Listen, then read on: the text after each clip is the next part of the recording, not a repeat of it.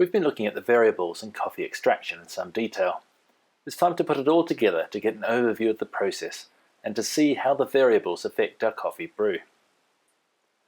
Although there are other brewing methods like cold brew and vacuum brewing, we're just looking here at the three main brewing methods: immersion, drip, and pressure brewing using hot water. Immersion is where we soak the coffee grounds in water for the duration of the extraction. Examples are Camp Coffee, E-Brick, Cafetiere, Aeropress, Trifactor, Steampunk, Siphon, Clever Dripper, cupping, and filter bags. Drip is where the water pours through the grinds, extracting as it flows through. Examples are the V60, Automatic Drip, Milletta Cone, Chemex, Phoenix, and Ice Drip. Pressure is similar to drip, but has 6 to 10 bar of pressure acting on top of the coffee. This is the espresso machine. The goal of each brewing method is to use water to extract coffee from the grinds, and to do that, we need to grind our coffee beans. The finer the grind size, the greater the surface area exposed to the water. The greater the surface area, the faster the extraction. All grinders produce a range of particle sizes, so even if we grind coarse, we still end up with a range of grind sizes, and the vast majority of the extraction comes from the dust that we call fines. We need to balance the high extraction from the fines with some interesting flavours from the coarser grinds. Immersion brewing typically uses larger grinds, resulting in more extraction from larger grinds relative to drip and pressure brewing. Drip brewing typically uses finer grinds than immersion brewing. The finer we grind, the slower the flow of water through the coffee bed, and the greater the contact time. Grinding too fine may restrict the flow of water through parts of the bed. Pressure brewing typically uses much finer grinds than immersion or drip brewing. Grinding for espresso creates many more fines than in immersion brewing and drip brewing. This, along with emulsified oils, gives espresso its heavy mouthfeel. Grinding finer does increase extraction, but there's a point where the flow rate is so slow that your extraction over time is going down instead of up. This is too fine. In summary, changing the grind size changes the surface area, which changes the rate of extraction. The dose is the weight of the coffee. We usually dose higher for immersion brewing than for drip or pressure brewing.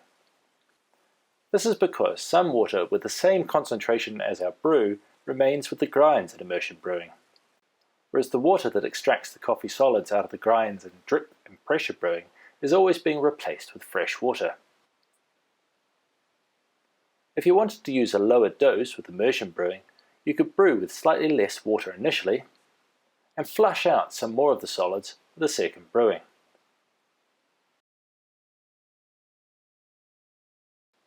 The greater the temperature of the water, the faster most compounds in coffee extract. Always preheat your preparation equipment to keep the temperature consistent. I prefer to use water straight off the boil, again for consistency's sake.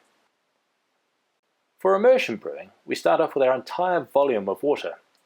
The greater the volume of brew water, the longer it remains hot. For consistent brews, ensure that you always use the same amount of water. For this reason, I like to weigh the water out first and then add the coffee. For drip brewing, the temperature of the water drops considerably as it hits the coffee bed. Preheat the device and keep your brew water hot. Some baristas pour extra brew water at the end before removing the brewing vessel or cup. This keeps the temperature in the slurry hotter until the end. In pressure brewing, the higher the temperature of the water, the less green and acidic the coffee will be, and it will head towards more bitter and ashy. The brew ratio is the ratio of the coffee to water. We can measure the volume of the water using scales because 1 gram of water equals 1 milliliter. For immersion and drip brewing, the convention is to use the dry coffee grinds and the brew water to come up with a coffee brew ratio. For espresso, it's usually difficult to measure the brew water.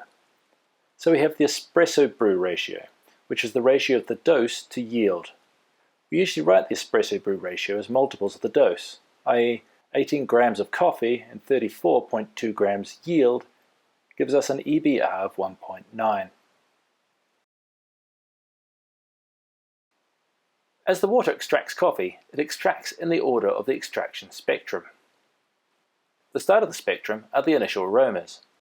These are the fruity, floral, herby aromas. They are present in the first drop and are stored in the coffee lipids. Next are the fruit acids. These are acidic with citrus, tropical, and stone fruit aromas.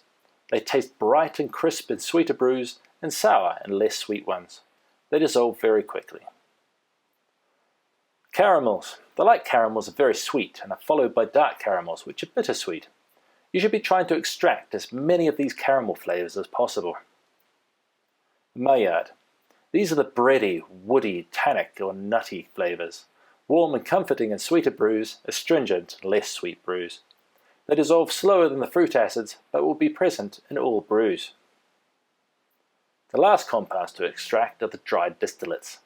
These are carbonic, spicy and terpene.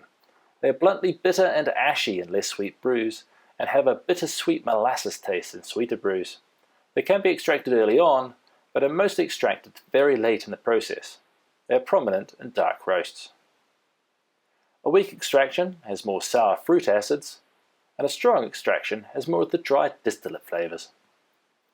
The flavours don't actually extract in this nice orderly fashion like 5 Britons queuing up for Devonshire tea. Rather, they all rush out of the grinds like rugby players emerging out of a messy ruck. The light and nimble ones tend to come out first, depending on who's collapsed on top of them, followed by the heavier players, and the massive props scrape themselves up last. However, for simplicity's sake, this is the rough order that they come out. For immersion, extraction is related to the contact time. The longer the water is in contact with the coffee grinds, the more coffee it extracts. The rate of extraction is slower over time. We stop the extraction by separating the grinds from the water. With drip coffee, we're effectively layering these flavours in the cup, and it's up to the barista to decide when the mix is right and to either pour in that amount of water or pull the cup away from the pour. In pressure brewing, we have 2 phases to the extraction: pre-infusion and infusion. The espresso basket holes are 300 microns wide. Grinds less than 300 microns are permeable, but may pass through the filter. The longer these grinds remain in contact with the hot water during pre-infusion, the more they extract. The infusion phase starts when full pressure is applied. As the water pours through the puck, it extracts flavour compounds from the coffee and carries smaller grinds through the basket into the cup. The longer the pour, the more flavour extracts, and the higher the TDS. The yield, or beverage weight, is the weight of the liquid that arrives in our cup. The yield is less than the brew water because some water is retained in the grinds. The liquid retained ratio, LLR, is the ratio of water that stays behind in the grinds after we finish brewing. For immersion brewing, the LLR is around 2.5 to 1. That is, 2.5 grams of water is trapped in every 1 gram of what was dry coffee grinds. The liquid retained ratio for drip brewing is around 2.1 to 1. Espresso has much more force behind it, so the espresso puck only retains 1.2 grams of water per gram of coffee. Concentration. Concentration is the strength of the coffee measured in total dissolved solids, or TDS. That is the percentage of the solids for the weight of the brew. Using a preparation method that uses the immersion brewing method is usually pretty easy. Just weigh out the water, add the coffee, give it a stir and wait. The longer you wait, the more concentrated the water becomes. The extraction is rapid initially, but slows down, and it takes quite some time to extract the solids from inside the larger grinds. Drip brewing. Drip brewing is more complicated than immersion because where we pour the brew water and how we pour it introduces variables to our brewing. However, the fundamental difference with immersion brewing is that we are pouring fresh water through the coffee grinds, which means the more brew water, the greater the yield and the extraction, but the lower the concentration. We can see this relationship between yield, extraction and concentration by observing this graph of what we're getting in the serving vessel. When the yield starts to outpace the extraction, the concentration goes down.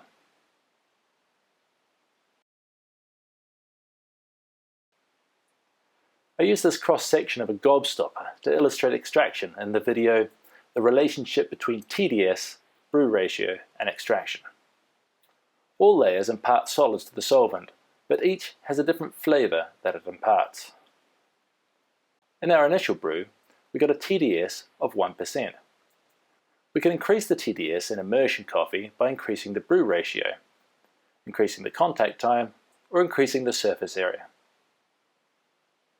Notice that, in this example, we increase the concentration of the brew from 1% TDS to 1.2% TDS in 4 ways that resulted in different flavours.